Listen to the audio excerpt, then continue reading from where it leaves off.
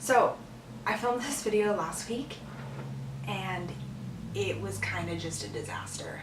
I went to edit it and I basically just looked like a robot. I was like, this is what I usually do. And I hated it. So here we are.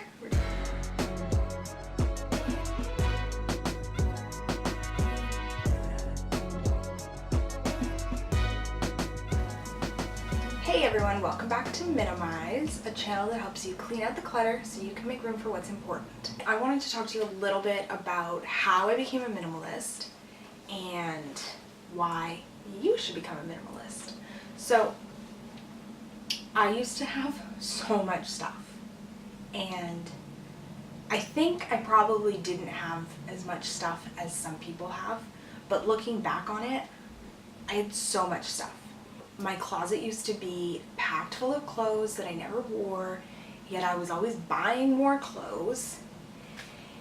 And life was just overwhelming. I felt like I was always cleaning stuff up, putting things away, trying to get rid of things, but then buying new things, buying stuff to organize things. And it was just overwhelming. And so it kind of started when I moved to Vancouver. I moved there with my boyfriend, now husband, to go to school. So we moved over there, and of course we tried to bring, not as many things, and tried to get things when we got over there, because having to move it from Victoria to Vancouver is a bit of a pain in the butt, right? So we tried not to bring a ton of stuff. And so everything was like well and good, it was all fine, whatever, but it felt like we were always cleaning and there was never enough places to put things. We were in a pretty average one-bedroom apartment. Like, we did have a storage room like right in the apartment, which was pretty cool, but it basically was just full of junk. So we moved. We lived in that apartment for, I don't know, a year and a half maybe, and then we moved because we wanted to move to an apartment that didn't have a cricket infestation. Can't believe that's even a sentence I need to say. So we moved to a different apartment. It was a little bit bigger. It was still a one bedroom, but we had like a walk-in closet. So we each had our own closet. But we didn't have storage. We didn't have a storage room. So same thing, like it just was full of stuff. It was ridiculous. And then I kind of just reached a point where I was like, I have too much stuff.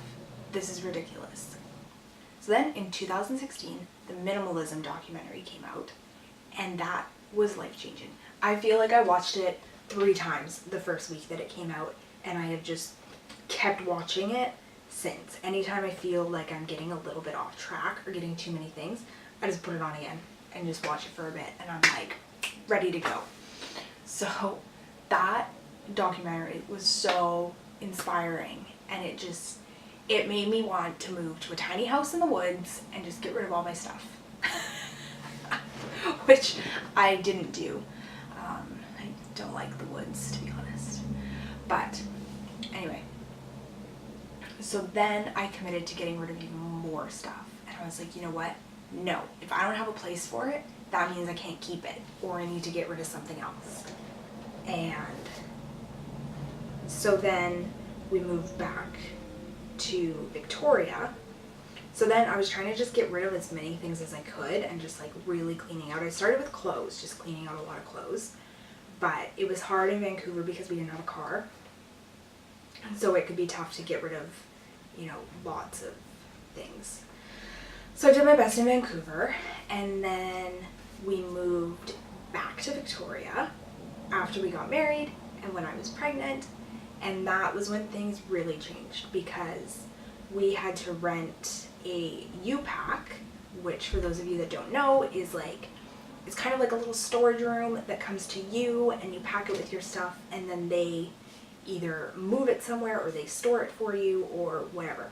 And so we were moving back to Victoria, and we were going to stay with my parents for a month or 2 while we looked for a place, because for those of you that live in Victoria, you know what the rental market is like. It is ridiculous. So we were staying with my mom, so obviously we needed to put our stuff in storage. So we got one of these U-Packs, and we quickly realized that we were going to have to get rid of stuff because it was not all going to fit in the U-Pack. And there was no way we were renting a second one because we are not made of money.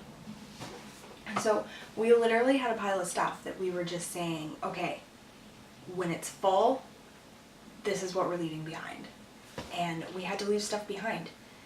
And I can't even tell you what we left behind. But we left a huge pile, probably, I think, over, between the time we started packing and the time we actually moved back to Victoria, we probably got rid of, I don't know, a quarter of our stuff at least.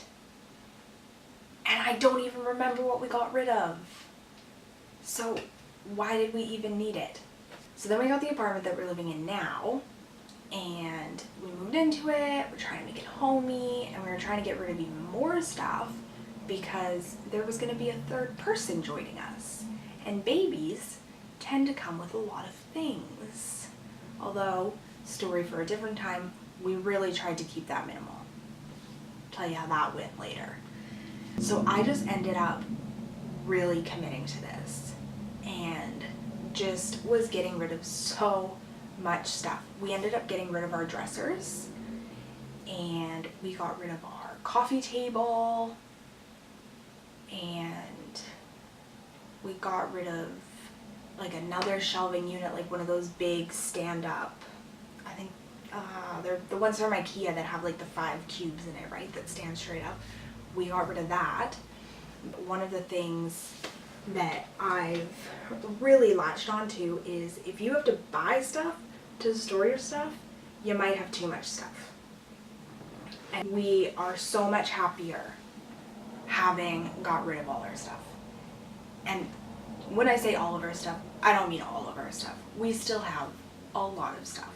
It's not that we set out with a goal to have no things. Like, we have things. It's just that we set out to make the stuff that we have all have value to us. So if I own something and I don't use it, it's not adding value, I don't like looking at it, then I get rid of it. Like, just get rid of it. Like, that's literally my criteria. Do I like it or get use out of it? And if the answer is no, I get rid of it. Minimalism also for us became about letting go of societal expectations and letting go of what other people think and all that kind of stuff. Not owning things because we felt like we needed to own it. You know, I remember when I asked my husband how he felt about getting rid of our dresser. And he was kind of like, well, where are we going to put our stuff? And I was like, in the closet. Like, because honestly, we didn't have that much stuff. Like, we had pants in the dresser and then socks and underwear. We both hang up all our shirts and sweaters. And so in the end, we got just a couple bins that went on a shelf that we already had in the closet for our socks and our underwear, and we hang up our pants. And that got rid of an entire piece of furniture that really had been recalled because we had one of those IKEA ones and it was not anchored to the wall. And we thought, you know what? Why are we keeping this piece of furniture? Because it isn't really serving us a purpose. It's half full, really. We could put our stuff in the closet, and we either need to take the step to secure it to the wall and make it safe, or risk killing our child. Why would we have something in our house that we don't use that might kill our child? Really, really. So we got rid of it. And we don't miss it. But having a dresser is one of those things that society just kind of tells you need. Where did we get the idea that you have to have a dresser? Since becoming a minimalist, I have found that the amount of work that I have to do to keep my apartment clean is so much less. because things basically just clean themselves. You know, I don't have all this clutter to put away, and I basically just focus on actually cleaning. And it's way easier. It gives me more time to spend with my daughter, more time to spend with my husband, more time in general just doing the things that I want to do, not cleaning and organizing and this and this. So it's been way better. Also, I no longer feel the pressure to make a ton of money, because think of all the things that you might buy if you're not a minimalist. You know, you're going shopping every weekend for new clothes, or you need to get the latest gadget or this or that or whatever. And so you're constantly looking for a better job so that you can make more money so you can get the next thing. And I don't want to do that. I don't want to work 60-hour weeks. So minimalism for me has also become about just being happy with what I have in life and only buying necessities and only buying things that I really love and thinking about each purchase before I make it. And because I'm not constantly striving for more money, I can strive for more success. It gives me time to do this and talk to you guys. It gives me time to work on my doTERRA business. It gives me time to, you know, develop myself on social media, all that kinds of stuff, rather than, you know, specifically thinking that I need to be out there making more money, more money. If you think that this all sounds good to you, I invite you to join me on the minimalist journey. But I don't want you to be scared. I don't want you to think that you need to go and throw out all your things, live in, you know, a tiny house in the woods. But I mean, if that's what you want to do, you go for it. I think that would be very peaceful. But I do invite you to just look at the things that you have in your life and question why you have it. I want you to be able to look at everything you own and tell me exactly why you own it. So I think that's it for me. I hope you liked this video, and if you're interested, you can follow me on Facebook and Instagram at Minimize Decluttering, and subscribe, hit the notification bell, do all the things, comment, thumbs up, tell me where you are in your minimalist journey, because I'm very curious. And if you have any requests for videos that you want to see, let me know also. And I think that's it. Is that all the things that I'm supposed to tell you to do? Do all the things, and I'll see you guys in my next video. Bye!